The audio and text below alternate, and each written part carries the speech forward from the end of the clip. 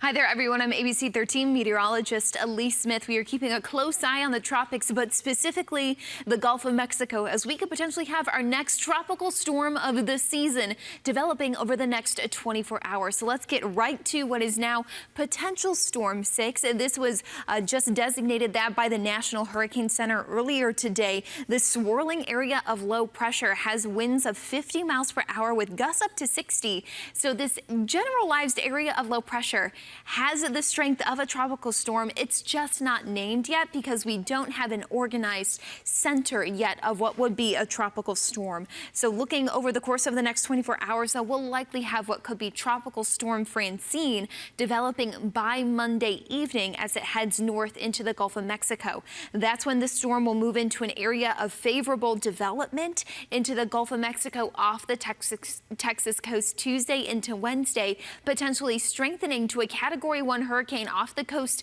of Galveston in southeast Texas on Wednesday evening before potentially making landfall in Louisiana on Wednesday, then moving inland after that into the southeastern United States. So this storm is going to take a very close pass to southeast Texas. So we have to keep our guard up with this particular potential tropical storm, potential Storm 6. And you can see the computer model tracks over the next 5 days still very much split here in southeast Texas from a potential landfall of a hurricane to what could be either just a rainy day with a few gusty winds and some passing showers. And here are those two scenarios. So if this storm were to take more of a left-hand track, this red arrow, if it were to make landfall in southeast Texas, this would increase the severity of impacts for us in southeast Texas, meaning we could have some heavy rains, some flooding, a higher storm surge, and even potentially power outages from tropical storm to hurricane force winds.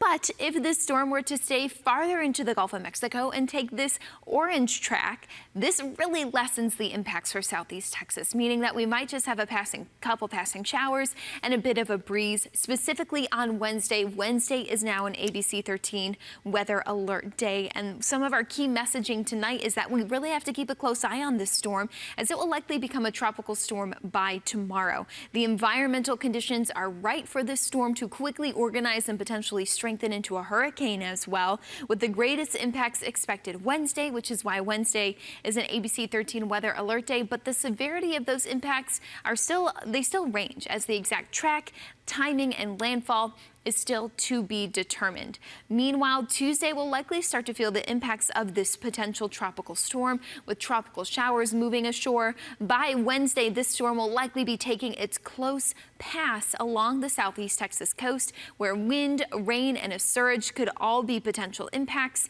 Then later into Thursday, again, this storm will be out of here, and Thursday will be clearing out, drying out if we've been impacted by this storm, if at all. And again, we are keeping a close eye on this potential storm, as it could become Francine within the next 24 hours.